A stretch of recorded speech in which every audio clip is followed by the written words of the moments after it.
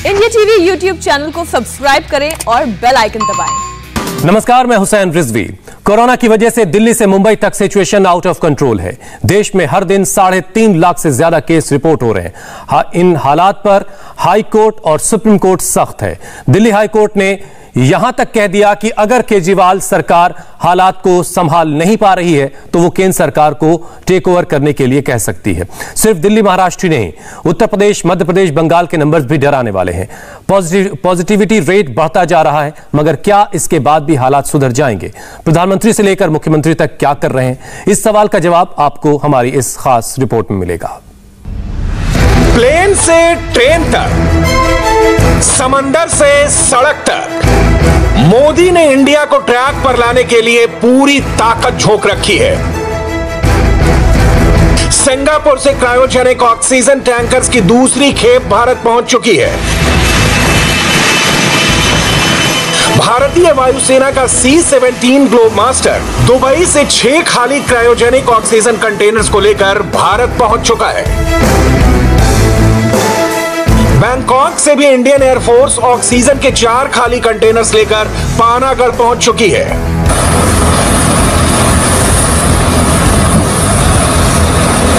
एक cryogenic oxygen container को बड़ौदा से रांची एयरलिफ्ट किया गया है।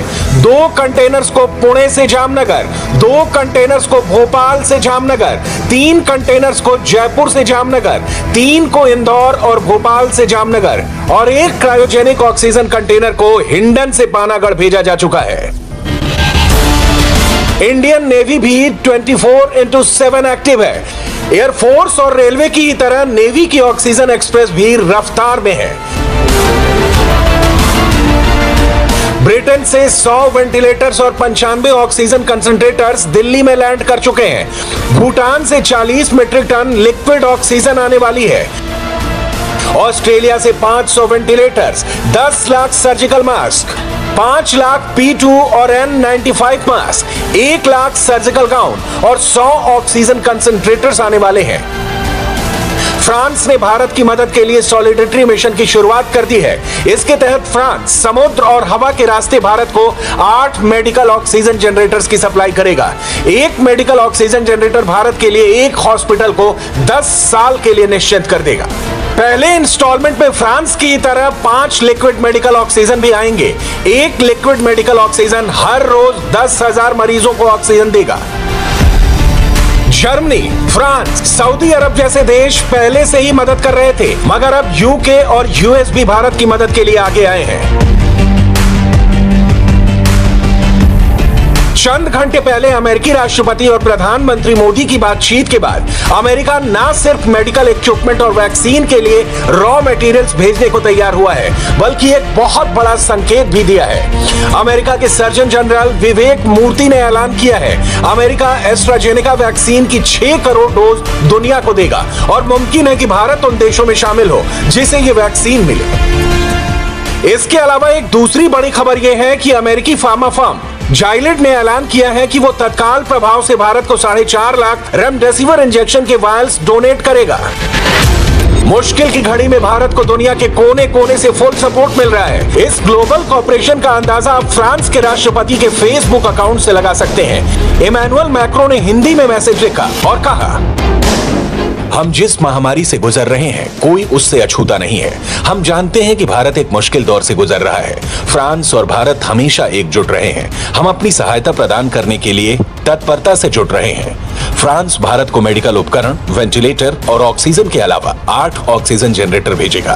प्रत्येक जनरेटर परिवेशी वायु से ऑक्सीजन का उत्पादन करके एक अस्पताल को 10 साल तक आत्मनिर्भर बना सकता है। हमारे मंत्रालयों के विभाग कड़ी मेहनत कर रहे हैं। हमारी फ्रांसीसी कंपनियां लामबंद हो चुकी हैं और वो पहले से अधिक संख्या में मौजूद है। एकजुटता हमारे राष्ट्र के केंद्र में है। ये हमारे देशों के बीच मित्रता के केंद्र में है। हम एक साथ मिलकर जीतेंगे। भारत को इस वक्त शॉर्ट टर्म और लॉन्ग टर्म स्ट्रेटजी पर काम करने की जरूरत है। शॉर्ट टर्म स्ट्रेटजी के तहत जहां से दुनिया में जो मिले वो उठा लो। याद कीजिए, शुरुआती दौर में अमेरिका ने भी यही किया था। भारत ने उस वक्त अमेरिका को हाइड्रोक्सीक्लोरोक्वीन की सप्लाई से मदद की थी। उस वक्त ट्रंप ने मोदी का शुक्रिया अदा किया था और आज बाइडेन के ट्वीट से भी यही बात क्लियर है। बाइडेन ने भारत की मदद की बात करते हुए लिखा, महामारी की शुरुआत में जब हमारे अस्पतालों पर भारी दबाव था, उस समय भारत ने अमेरिका के लिए जिस तरह सहायता की थी, उसी तरह भारत की जरूरत के समय मदद के लिए हम प्रतिबद्ध हैं।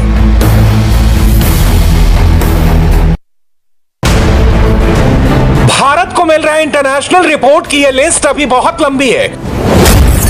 Germany 23 mobile oxygen production plant भेज रहा है। इसके अलावा 120 वेंटिलेटर भी भेज रहा है। फ्रांस की फेज 1 की डिलीवरी इस हफ्ते हो जाएगी। अगले हफ्ते फ्रांस 5 लिक्विड ऑक्सीजन कंटेनर भेजेगा। आयरलैंड इस हफ्ते 700 ऑक्सीजन कंसंट्रेटर्स की सप्लाई करेगा। कुवैत और रूस ने भी मदद का भरोसा दिया है। रही बात अमेरिका की, तो America oxygen transport, oxygen generation, oxygen cylinders, oxygen supply chain वाला प्लान तैयार कर रहा है। ऑक्सीजन जनरेशन सिस्टम भेजने पर भी काम चल रहा है। ऑक्सीजन कंसंट्रेटर्स और वेंटिलेटर्स भेजने की भी तैयारी है। इसके टेक्निकल एस्पेक्ट पर लगातार भारत से बात हो रही है। भारत सरकार अभी तक 10 मीट्रिक टन और 20 मीट्रिक टन के 20 क्रायोजेनिक टैंकर्स मंगा चुकी है और इन टैंकर्स को किन राज्यों में भेजना है, इसका भी बंटवारा कर दिया गया है। मध्य प्रदेश, उत्तर प्रदेश, दिल्ली और गुजरात को 20 मीट्रिक टन वाले 2-2 क्रायोजेनिक टैंकर्स मिलेंगे, जबकि 10 मीट्रिक टन वाले क्रायोजेनिक टैंकर्स में 3 यूपी को, 4 राजस्थान को, 3 दिल्ली को और 2 गुजरात को दिए जाएंगे। भारत को मिल रहे अंतर्राष्ट्रीय समर्थन के बीच कुछ राज्य ऐसे हैं जो देश के अलग अलग हिस्सों में जान बचाने के लिए युद्ध स्तर पर काम कर रहे हैं। ओडिशा उनमें से एक राज्य है। ओडिशा के अभी तक 90 टैंकर्स 1676 मीट्रिक टन ऑक्सीजन के साथ यूपी, एमपी, महाराष्ट्र, आंध्र प्रदेश, तेलंगाना और छत्तीसगढ़ भेजे जा चुके हैं और यह काम लगातार हो रहा है, वो भी ग्रीन कॉरिडोर के साथ। एक स्वतंत्र सेल का गठन किया गया है और स्टेट वाइड डेडिकेटेड कॉरिडोर को इस्टेब्लिश किया गया है for supply of medical oxygen from the state. माननीय मुख्यमंत्री के निर्देश के अनुसार पिछले 5 दिन में ओडिशा पुलिस ने 90 टैंकर्स को एस्कॉर्ट किया है, carrying about 1676 metric tons of medical oxygen. 324 metric tons Telangana को भेजा गया है, 644 मेट्रिक टन्स आंध्र गया है, 187 metric tons Haryana, 112 metric ton Maharashtra, 215 metric ton Madhya Pradesh, 61 metric ton Chhattisgarh, 114 metric ton Uttar Pradesh और आज 16 मेट्रिक टन तमिलनाडु को डिस्पैच हुआ है। ट्रांसपोर्टेशन प्रोसेस, मूवमेंट के प्रोसेस में कहीं पर कहीं कोई डिले ना हो और एक डेडिकेटेड कॉरिडोर के माध्यम से ये जरूरत वाले राज्यों को विदाउट एनी डिले ये ऑक्सीजन को हम पहुंचा पाए। इस बीच दिल्ली सरकार के लिए मंगलवार का दिन अच्छा नहीं रहा। दिल्ली में कोरोना के बढ़ते केसेस, ऑक्सीजन की कमी और दिल्ली सरकार की लापरवाही पर दिल्ली हाईकोर्ट ने बहुत तीखी टिप्पणी की है। ऑक्सीजन टैंकर्स के सप्लाई चेन से लेकर दवाओं की कालाबाजारी तक सख्त टिप्पणी करते हुए कोर्ट ने कहा कि दिल्ली सरकार समस्याओं को सुलझा नहीं पा रही। हालांकि कैमरे पर केजरीवाल ने भरोसा जताया है कि जल्द ही सब कुछ सामान्य हो जाएगा। ऑक्सीजन प्लांट से लेकर बेड्स तक सबकी तैयारी कर ली गई है। अगले 1 महीने के अंदर दिल्ली में हम 44 ऑक्सीजन के प्लांट्स लगाने जा रहे हैं, 44। इसमें 8 प्लांट्स केंद्र सरकार लगा रही है, वो कुछ बीच में डिले हो गया था, जो भी कारण रहे, लेकिन अब उम्मीद है कि 30 अप्रैल तक ये शायद 8 प्लांट्स लग के तैयार हो जाएंगे और 36 प्लांट्स ऑक्सीजन के दिल्ली सरकार लगा रही है, जिसमें से मैंने बताया जैसे आपको 21 प्लांट्स फ्रांस से आ रहे हैं और बाकी 15 प्लांट्स हमारे देश के हैं। तो 36 ऑक्सीजन के प्लांट्स अगले 1 महीने के अंदर दिल्ली सरकार लगा रही है। इन 44 प्लांट्स को अलग अलग अस्पतालों में जब लगाया जाएगा तो उससे ऑक्सीजन की सप्लाई काफ़ी इम्प्रूव होगी। अभी हम 500 ICU बेड्स, आज सुबह सुबह मैं मुआयना करके आया हूँ, GTB हॉस्पिटल के सामने एक रामलीला मैदान है, वहाँ पे हम 500 ICU बेड्स तैयार कर रहे हैं। LNJP अस्पताल के सामने अपना जो मेन रामलीला मैदान है, वहाँ भी हम 500 ICU बेड्स तैयार कर रहे हैं और राधा स्वामी सत्संग में हम 200 ICU बेड्स तैयार कर रहे हैं।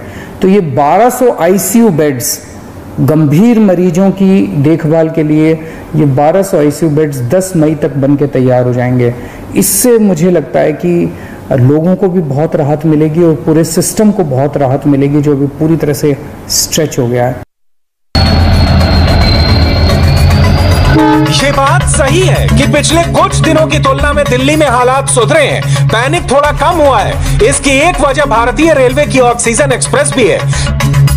ये तस्वीरें दिल्ली वालों को राहत की खबर लेकर आई है।